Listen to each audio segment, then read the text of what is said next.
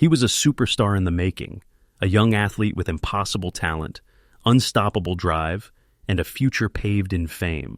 But behind the touchdowns and roaring crowds was a man carrying wounds no one could see, secrets no one dared to confront, and a darkness gathering quietly beneath the surface.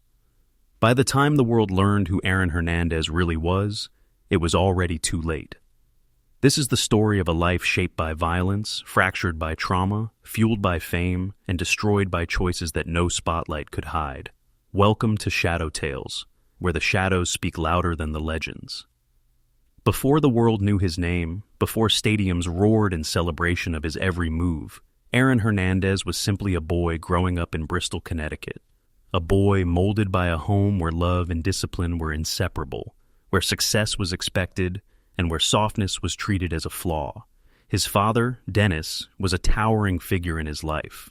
To Aaron, he was both protector and punisher, the standard of manhood and the source of his deepest fears. Their home was a battleground of proud traditions and explosive anger, a place where silence often replaced apology, and where toughness became a survival skill. Aaron adored his father. He followed him, mimicked him, tried desperately to earn his approval. But Dennis Hernandez demanded perfection. Mistakes were met with harsh words or harsher consequences, and emotions were rarely acknowledged unless they came out as frustration. Even as a child, Aaron learned to bury the parts of himself that didn't fit the mold. Questions went unasked, vulnerabilities stayed hidden, and in their place grew a simmering inner tension, a conflict he would carry long into adulthood. Football became his refuge. It was the one place where the pressure made sense, where pain felt like progress, and where expectations transformed into applause. Chess saw natural potential in him, the speed, the power, the aggression that seemed to surge from somewhere deep and unresolved. Teammates gravitated to him. Crowds admired him. The field was the only environment where Aaron's chaos worked for him rather than against him. But beneath the highlights and victories, trouble brewed. His relationship with his father, so foundational, was also fragile, and when Dennis suddenly died from complications after surgery, Aaron's world cracked open. The structure that had defined him vanished overnight. The anchor that kept him disciplined and driven was gone, leaving behind a young man drifting between grief and rebellion. The people closest to Aaron saw the shift almost immediately. His grades slipped, his behavior changed, his inner circle evolved, and not always for the better. He became quieter at times, angrier at others, gravitating toward older influences who didn't challenge his choices. He began experimenting with substances, pushing boundaries, testing limits simply because no one was left to tell him not to. Still, football remained his constant. The field took his rage and turned it into talent. Coaches praised him, reporters celebrated him, and college scouts took notice. By the time he reached high school prominence, Aaron Hernandez was no longer just a promising athlete. He was a phenomenon. His body grew stronger, his plays more explosive, and his reputation impossible to ignore. Yet inside, the fracture continued to grow. The death of his father had left a void no amount of success could fill, a loneliness masked by bravado, and a sense of identity built on performance rather than stability. Every touchdown pushed him forward, every cheer drowned the noise in his head, but none of it healed what was broken. And so, as he prepared to enter college, Aaron stepped into the next chapter of his life already divided, part prodigy, part storm, and entirely unprepared for the battles that would follow him long after football ended. When Aaron Hernandez stepped onto the University of Florida campus, he didn't arrive as an ordinary freshman. He arrived as a force of nature. Coaches saw him as a generational talent, someone whose physical abilities could reshape their offense. But beneath the glossy recruiting headlines and the promise of a brilliant career, there was a young man still wrestling with grief, identity, and impulses he didn't know how to control. Florida gave him the spotlight he had always craved, but it also gave him something far more dangerous: freedom without boundaries. Aaron was young, powerful, and revered. Professors gave him leniency. Coaches looked the other way. Teammates watched him unravel and hoped he would pull himself back together. And all the while, the world outside the locker room treated him like someone destined for greatness, someone too valuable to discipline, too talented to confront. On the field, he was electric. scoring, blocking, dominating, with a ferocity that felt almost personal. Every hit, every sprint, every play seemed fueled by something deeper than competition. Fans saw passion, teammates saw intensity, but those closest to him recognized something else entirely, a growing storm he couldn't contain. Off the field, Aaron gravitated toward crowds that amplified his impulses. Nights blurred together in clubs, house parties, and hidden corners of Gainesville where the energy was loud enough to drown out the turmoil inside him. He began acting without hesitation, guided by instinct rather than reason. His temper flared quickly, his decisions grew reckless, and his sense of invincibility, forged through years of athletic praise, ballooned into something dangerous. Incidents happened, fights broke out, police reports were written, then quietly tucked away.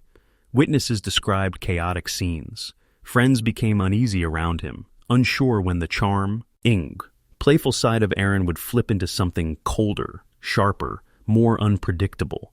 But in a world where winning was everything, accountability rarely found him.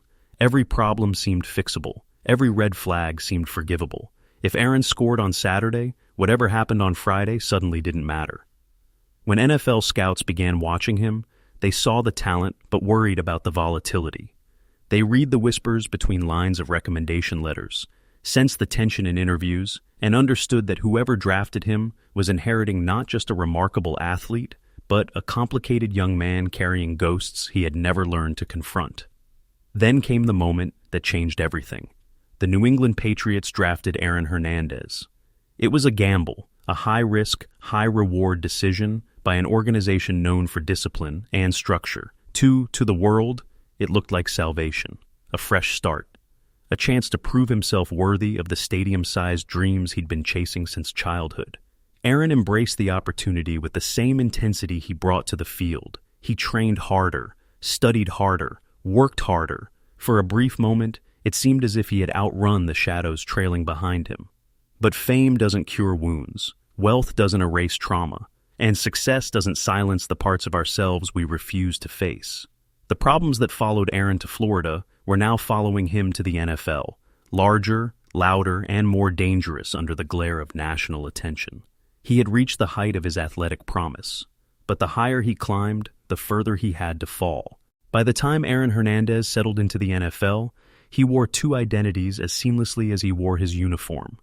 On Sundays, he was the unstoppable tight end, explosive, gifted, a rising star with a highlight reel that made crowds erupt. But once the stadium lights faded and the interviews ended, a different Aaron emerged. One shaped by paranoia, secrecy, unresolved trauma, and the company he kept in the shadows. Success had amplified everything inside him, the talent, the ego, the fear. And with millions of dollars now behind him, his world expanded in dangerous directions. Aaron built a fortress of security around himself, installing cameras in nearly every corner of his home, locking every door, patrolling his property with the tension of someone who believed danger lived just inches away. Friends noticed the change. They whispered to each other about how he paced at night, how he spoke in half-truths, how he seemed convinced that betrayal lurked behind every phone call. But while paranoia gnawed at him, Aaron still craved the thrill of the world he should have left behind. The late-night outings, the risky companions, the adrenaline-soaked environments that fed a part of him football never could. He drifted between worlds that were never meant to intersect. The polished universe of the NFL and the darker circles where loyalty was currency, intimidation was power, and violence sat just below the surface. People around him felt the duality. Teammates described him as charismatic one moment, distant the next. Coaches saw brilliance overshadowed by unpredictability. Even those who partied with him noticed the volatility, how laughter could collapse into tension, how comfort could shift into cold suspicion. His moods were unpredictable, swinging from affectionate to aggressive with no warning. Aaron's home became the center of this divided existence, a mansion fee, old with luxury but haunted by unease. Security tapes recorded every movement, not to protect him from others, but to protect him from his own fear of what might happen. The windows stayed covered, the nights stayed long, and the line between self-defense and self-destruction blurred. Meanwhile, Aaron maintained the facade of a family man. To the public, he was a devoted father and partner, smiling through interviews and posing for photos with the woman he loved. But behind closed doors, stress fractured their relationship. Arguments spiked, trust eroded, and the weight of the life Aaron refused to let go of worsened the cracks forming in his private world. What no one could see was the psychological spiral brewing beneath the surface.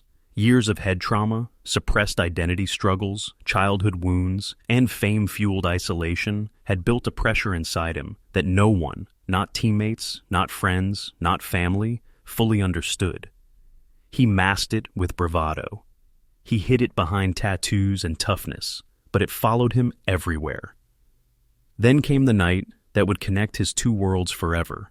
A night when the shadows he surrounded himself with crossed paths with someone who trusted him. A night when paranoia, ego, and desperation collided. A night ending in gunfire, betrayal, and a body left in the quiet of a gravel pit. The man who seemed to have everything suddenly became the prime suspect in a murder that shattered his carefully crafted image. The double life Aaron Hernandez lived was no longer a rumor, no longer speculation. It was breaking headlines across the world. The mask had fallen, and the fall had only begun. The morning Aaron Hernandez was led out of his mansion in handcuffs, the world seemed to stop. Cameras swarmed the driveway. Reporters shouted his name as officers escorted the young NFL star away, wrists bound, expression unreadable. This wasn't the rise and fall narrative of a troubled athlete. It was something far more shocking. The collapse of a man who had been celebrated just days earlier for his strength, discipline, and grit. Now he stood accused of murder. The details of Odin Lloyd's death sent tremors through the nation. A man Aaron knew, a man who dated the sister of his fiancée, a man found riddled with bullets in a deserted construction site just miles from Hernandez's home. It wasn't random. It wasn't a misunderstanding. It was personal. And the evidence, once uncovered, pointed unmistakably toward Aaron's involvement. Investigators pieced together a timeline that read like the unraveling of a double life finally exposed. Aaron picked Lloyd up the night he was killed. Surveillance tapes from Hernandez's own home showed him holding a firearm shortly after the murder took place. Car records, phone pings, text messages, and witness testimonies tightened the noose around the image he had built. Inside the courtroom, the transformation was striking.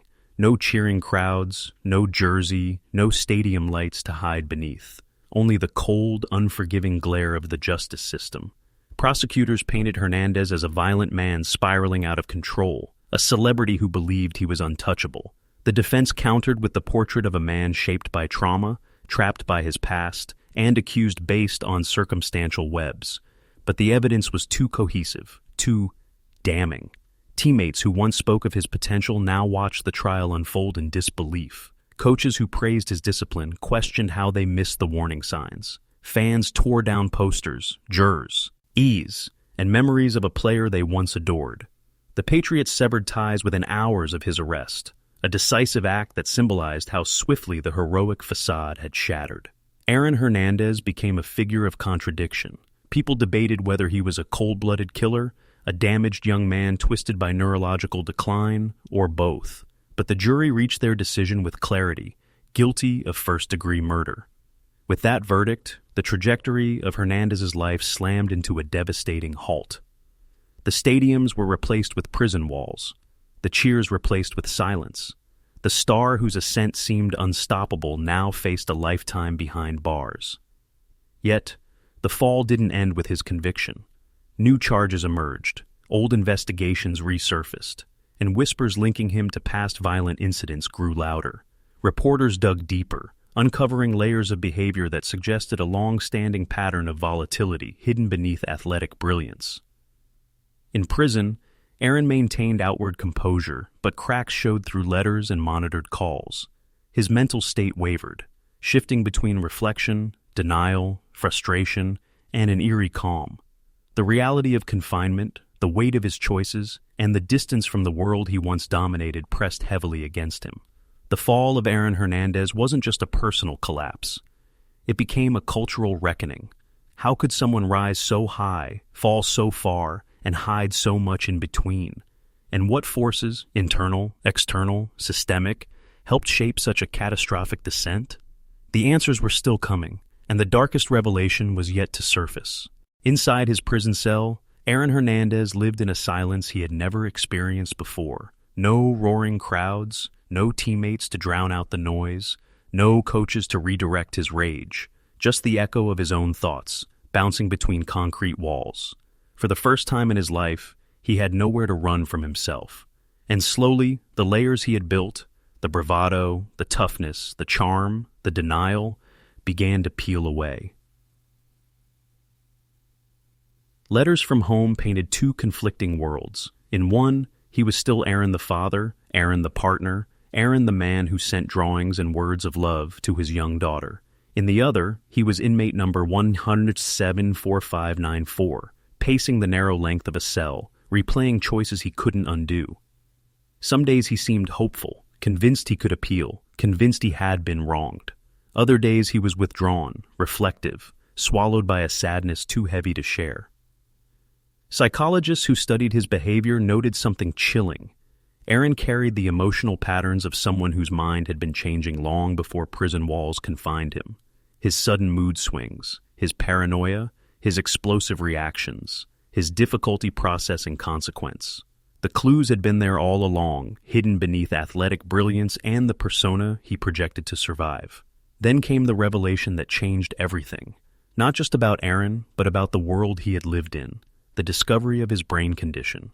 After his death, neuropathologists revealed that Aaron Hernandez suffered from stage 3 CTE, an advanced form of chronic traumatic encephalopathy almost never seen in someone so young. His brain showed damage equivalent to what doctors typically found in elderly veterans. The regions that controlled impulse, judgment, emotional regulation, and decision-making were severely deteriorated. It wasn't an excuse, it wasn't a justification, but it was a window, a glimpse into the internal storm he had been fighting for years. Suddenly, the contradictions made a different kind of sense.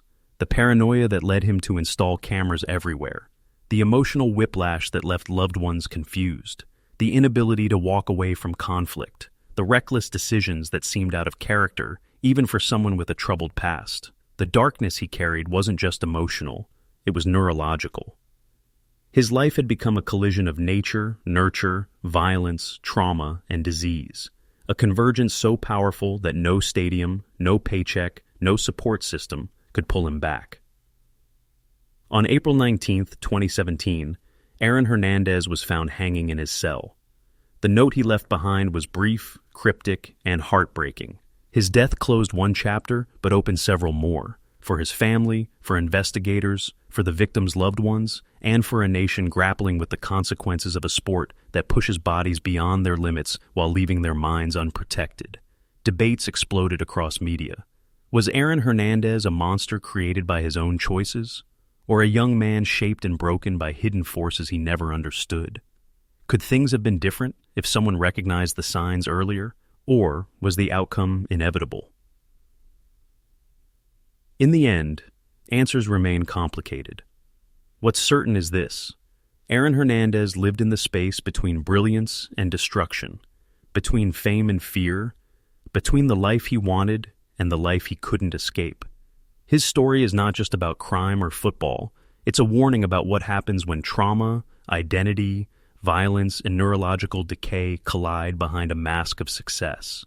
His legacy is fractured, his victims' pain is permanent, and the shadows he left behind are darker than any stadium tunnel he ever walked through.